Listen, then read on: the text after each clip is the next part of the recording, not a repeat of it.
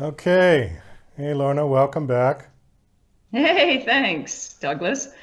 Nice to have you back. The last time you were on, which we haven't quite figured out if it's been a year or it was probably close to a year, you were one of the first people to come on the VE show when we started it. We started it back in August of 2020. And Mhm. you had a book out about Mitch Marner, as I remember we were That's talking that's about. correct. That's right. That's right. In my Amazing Hockey Stories series. Uh-huh. Right. Okay, and now you've got a new book out called Taking the Ice, which I'm going to assume is another book about hockey. How many books have you written? How many have I written about hockey? Is that what you were going to ask? Well, have you written any others that weren't about hockey? Absolutely, yes. I have lots that aren't about hockey, but I do write a lot about hockey. Fair enough. That's fair game to say that. Well, and I think last time I made fun of you for being Canadian, and that's why. But And last time you talked a lot about curling, and I thought I don't know anything about curling, but I know about hockey. But maybe one day I'll write a curling book. curling. Oh, Um, yeah. Curling, yeah, you were interested in that. Well, it's synonymous with Canada, isn't it?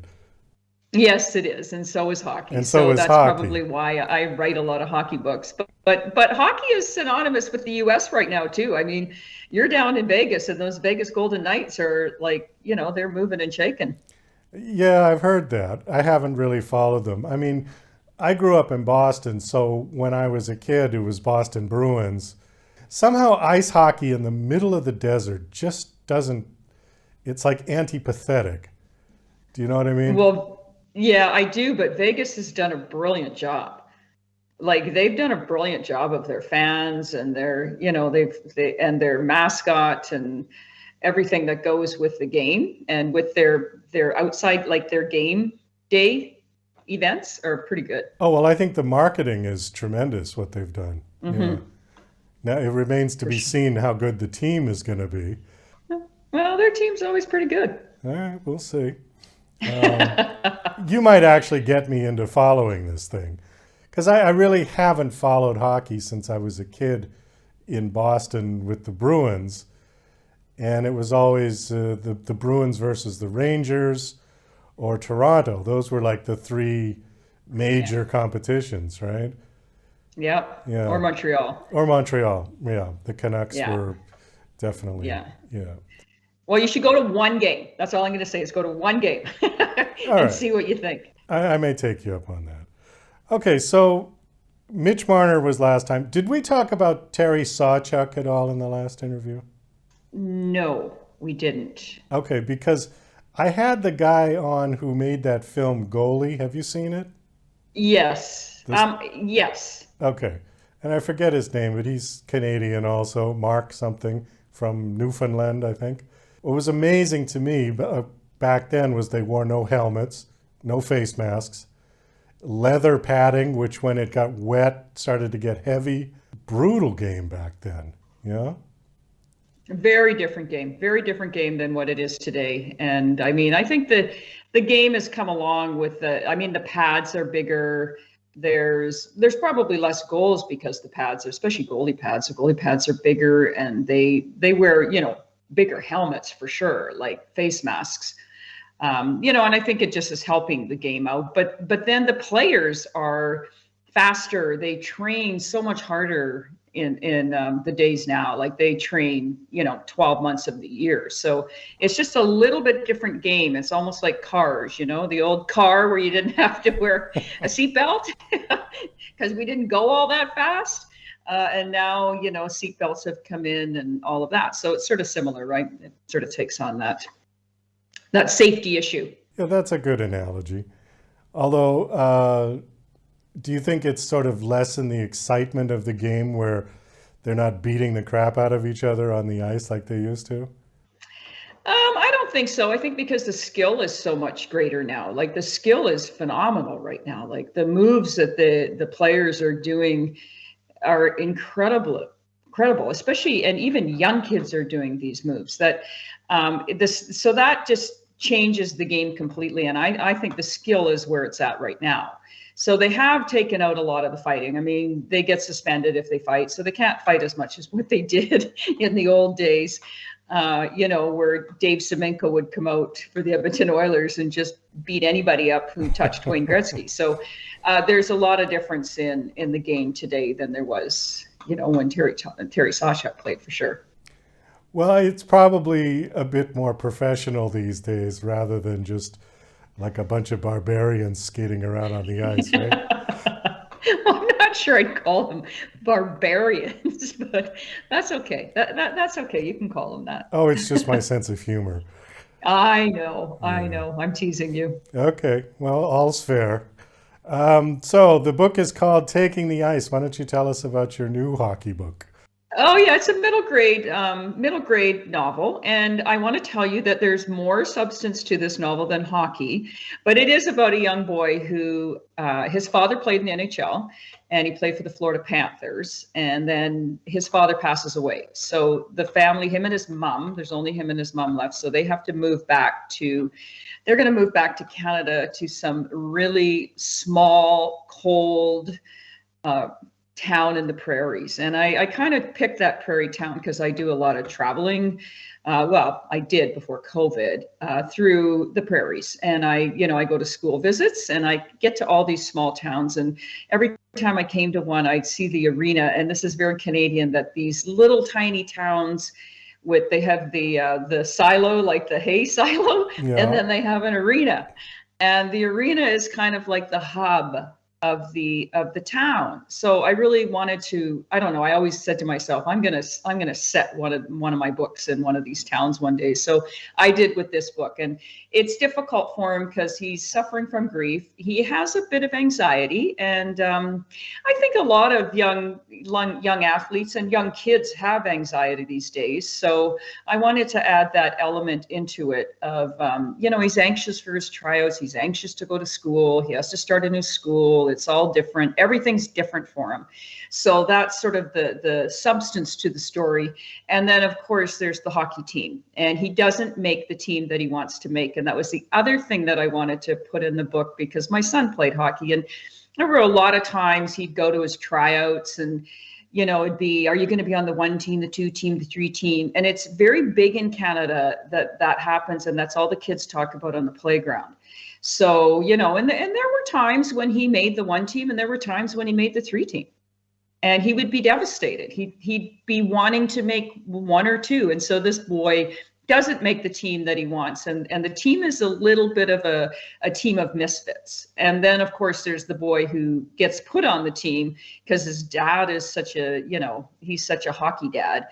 And he's been kicked out of many arenas. So he gets put on a team because no coach wants the dad. So the kid suffers because of the father.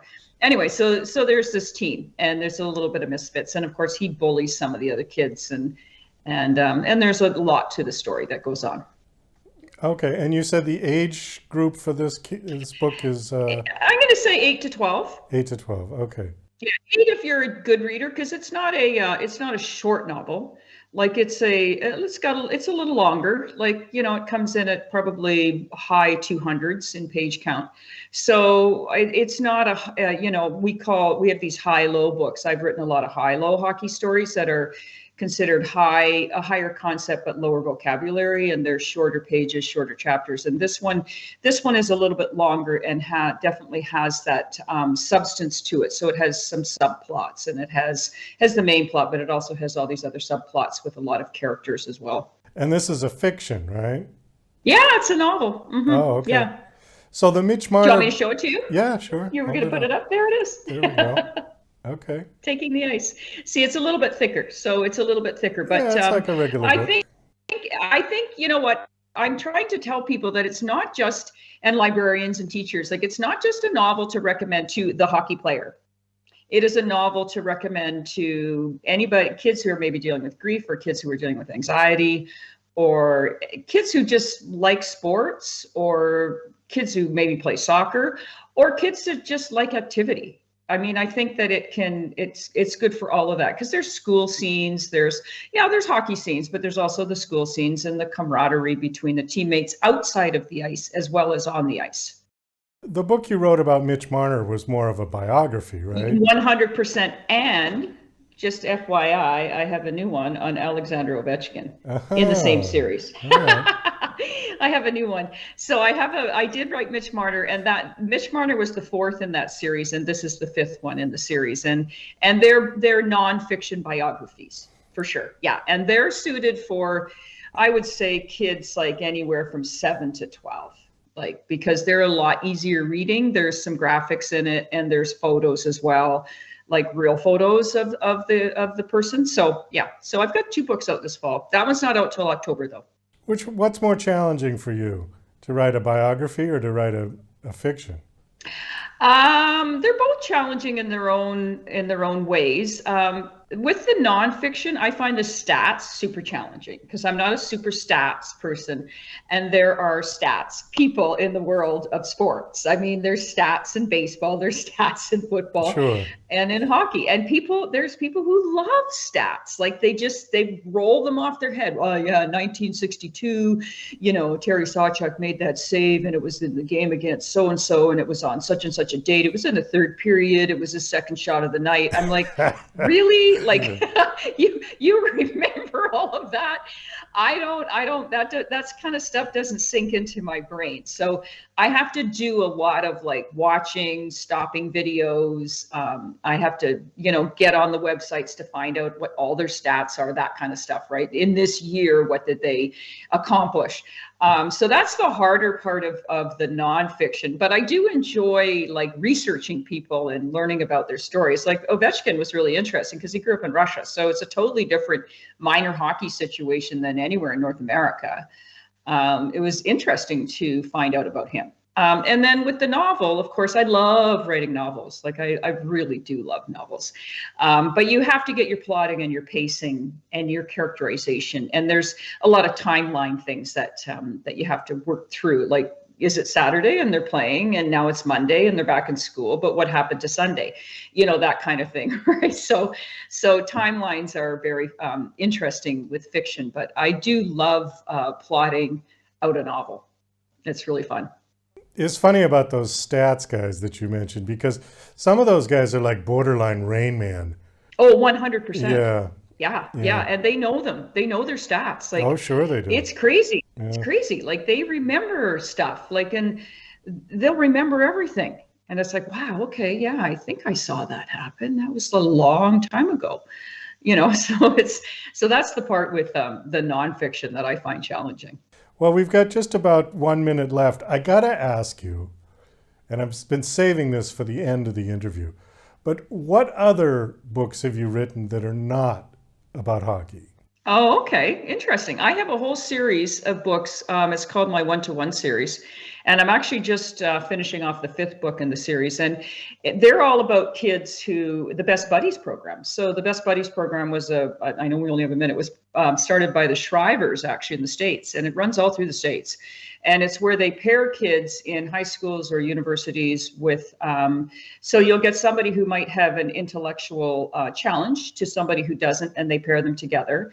And so I've written 4 books in that series, and I've got a 5th one coming out. And I feature a young boy who has a high functioning autism, a young girl who was born with Down syndrome. I have a young girl that has a brain injury.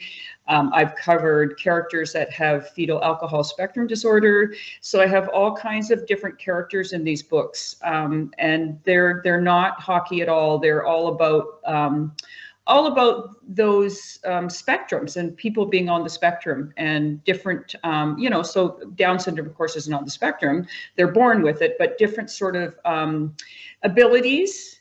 I call them, I say they have different abilities.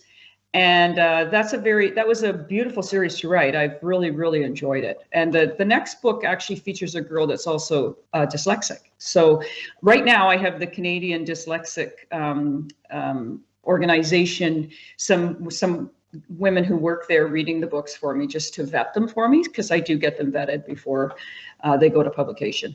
Well, we do have to wrap this up. Do you have a website you want to give out? I do, and it's www.lorna, Lorna Schultz, SCHULTZ Nicholson, and that's a NICHOLSON.com. Okay, great. Well, thanks for coming back on the show. Always love talking about hockey. Yeah, me too. Thanks, Douglas. I appreciate it. Okay.